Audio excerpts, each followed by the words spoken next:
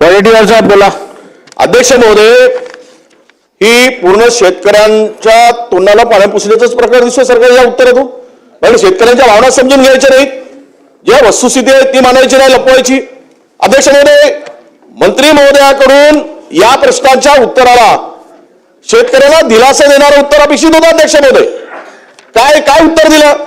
अहो, तुम्ही जरा डोळे उघडे बघा, जाऊन बघा व्यापारी काय करतायत.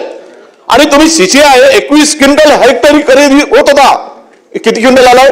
पूर्वी तर 10 क्विंटल होता, आता 15 क्विंटल केला हेक्टरी कापूस सीसीआयनी. आणि अध्यक्ष महोदय, लांब धाग्याचा कापूसच घेतात, तो रिजेक्ट करून फेकून देतात. आलेल्या 50 गाड्यापैकी 40 गाड्या वापस केल्या जात आहेत. त्याला माहिती घ्या. अरे हळूच बोलतो, ज्याचा आत्मा तो दुखतो ना त्याला करते. तुम्ही अजून सिमेंटच्या बिल्डिंग मध्ये आणि शेतीवर जातो, आम्हाला माहित आहे. काय तुम्ही गमत करू नका, भावना समजून घ्या. योगेश साहेब, हे थट्टा चालली अध्यक्ष महोदय. अरे 15 क्विंटल कापूस तुम्ही सीसीआय खरेदी करते, त्यामध्ये बदल करता आला नसता. 21 क्विंटल होती पूर्वी की नाही? मंत्री महोदयांनी सांगावं. 15 क्विंटल का केली? मनामध्ये आरडाओरड केली. आणि विशेष म्हणजे अध्यक्ष महोदय, यामागचं षडयंत्र काय? जो कापूस निर्यातीवर हे 0% पहिले 12% होता, आता 0% आणला. म्हणजेच परदेशातून मोठ्या प्रमाणात कापूस भारतात येईल, मोठ्या प्रमाणात. आणि इथे कापसाचे भाव पाडण्याचं षडयंत्र आहे. का गरज होती? जे 12% निर्यात शुल्क होती, आपल्या आयात शुल्क होती, सॉरी, ती कमी करण्याची गरज काय होती? जुन्यावर आज का आणलं अध्यक्ष महोदय? याचं उत्तर मंत्री महोदयांनी द्यायला नको, पाठपुरावा करायला नको. उद्या इथे कापसाचे भाव पडणार नाहीत. माझा स्पेसिफिक प्रश्न असा अध्यक्ष महोदय, मला मी मंत्री तुमच्या उपस्थितीमध्ये सांगतो, ह्या मंत्री महोदयांना आणि यांच्याबरोबर पुन्हा 3-4 सत्ताधारी आणि 3-4 विरोधी पक्षाच्या आमदारांना घेऊन चला कुठल्या खरेदी केंद्रावर.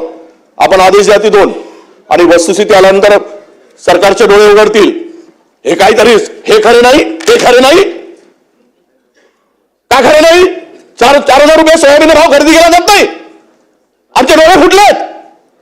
खोटं काय सांगताय? दिशाभूल का करताय? म्हणून माझी विनंती आहे आपल्याला अध्यक्ष महोदय, हात जोडून विनंती आहे. मी म्हटल्याप्रमाणे आजच्या संध्याकाळी जरा चला म्हणा खरेदी केंद्रावर, काय शेतकरी काय परिस्थिती आहे ती. आणि केवळ ज्या सीसीआयनी खरेदी करताना ज्या अटी घातल्यात ना त्या वाचायला जरा ध्यानपत्र, त्या खरेदीप्रमाणे त्या कापसाची खरेदी होते काय आणि किती टक्के शेतकरी खरेदी करतो, शेतकऱ्यांचा माल घेतला जात आहे. अरे उघड ते फसवणूक आहे. आणि तरी पण तुम्ही त्याला उत्तर देत नाही. सगळं तुम्ही म्हणा ना की ठीक आहे, यामध्ये आम्ही केंद्र सरकारला पत्र लिहू, थोडासा तरी दिलासा द्या. अरे 21% करणार का? पहिला प्रश्न. कापसाची खरेदी प्रति क्विंटल पूर्वी होती, सीसीआय खरेदी करत होता, ते 21 क्विंटल करणार का? हा पहिला प्रश्न अध्यक्ष महोदय. आणि नाही 21च करी, आता ते 30 म्हणलं तर पुन्हा ते घेतली अध्यक्ष महोदय. पण आम्ही किमान ते करणार का? याचा पहिला प्रश्नाचं उत्तर अध्यक्ष महोदय. दुसरा, सोयाबीनची केंद्र खरेदी केलं म्हणून सांगताय तुम्ही. अरे सरसकट लूट चालली, सरसकट. आणि त्यावर मोठ्या प्रमाणात उद्योगपती भरून सोयाबीन भारतात आणतायत. हा भाव जर आता खरेदी झाला नाही तर महिन्याभरामध्ये सोयाबीन 3,000वर येईल. लिहून ठेवा, 3,000वर येईल. आणि त्या शापामुळं तुमचे जे सगळं काय ना ते उद्ध्वस्त होईल, इतका पाप घेण्याचं काम सुरू झालं अध्यक्ष महोदय. म्हणून सोयाबीन केंद्र पुरेशी खरेदी करत असताना तुम्ही हमीभाव सांगितला ना 5,600 रुपये, कुठल्या 5,300 रुपये. कुठे साहेब एक सांगावं, तुम्ही मंत्री महोदयांना आमच्या बरोबर पाठवा, आम्ही छातीवर हात ठेवून सांगतो. कुठल्या खरेदी केंद्रावर सोयाबीन 5,300 रुपयांनी खरेदी केलाय आम्हाला दाखवा जरा. वस्तुस्थिती तर लक्षात घ्या. तुमचे तोंड काय भाजले होते काय इतक्या वेळ बोलत असताना? मला बसून बोलताय त्याला माझ्याकडे काय कशाला वेळ घालवायचा माझ्याकडे सोडून द्या ना. मी घेतलं नाहीये. मला अजिबात माझा स्वभाव आहे. तुम्ही माझ्याकडे 30 वर्ष झाले आम्ही काय काम करतो. काल या ठिकाणी प्रश्न म्हणून सांगावा, सोडून द्या. भावना समजल्या पाहिजेत. या ठिकाणी अध्यक्ष महोदय, हे मंत्री महोदयांनी प्रश्नाला उत्तर देत असताना माझी पहिला प्रश्न मी विचारला, विषय महत्वाचा आहे, जरा पहिला प्रश्न विचारला. मी पुन्हा विचारतोय की कापसाची जे काही सीसीआयची मर्यादा आहे ती वाढवून मिळेल का? पहिला प्रश्न. दुसरा प्रश्न, आयातीवर 0% आयात कर केलेला आहे 12%वरून, तो कमी करण्यासाठी राज्य सरकार काय प्रयत्न करेल? हा दुसरा प्रश्न. वाढवण्यासाठी काय प्रयत्न करेल? हा दुसरा प्रश्न अध्यक्ष महोदय. आणि तिसरा प्रश्न महत्वाचा की सोयाबीनच्या जे केंद्रावर सोयाबीन आल्यानंतर मी तुम्हाला यावर्षी अतिवृष्टीमुळे सोयाबीन पूर्णतः अनेक ठिकाणी खराब झाला, काही ठिकाणी सोयाबीनची क्वालिटी खराब झाली. मी तुम्हाला मंत्री महोदय या सभागृहामध्ये सांगतोय आणि इमानतद्वारे सांगतोय, अध्यक्ष महोदय 70% सोयाबीन वापस केला जात आहे. 70% घेतलाच जात नाही. रडतायत जरा, तुमच्या डोळ्यात मध्ये तरी थोडी तरी असो येऊ द्या त्यांच्या भावना समजून.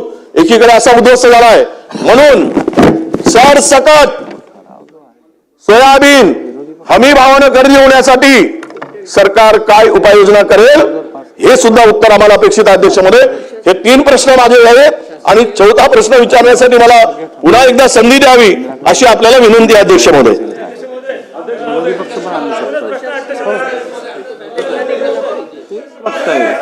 अध्यक्ष महोदय, सीसीआय संदर्भात ही केंद्राची खरेदी असते. अध्यक्ष महोदय, याच्या माध्यमातून मागच्या वेळेस जवळपास आपण 10,714 कोटी रुपयाची कापसाची खरेदी केली होती.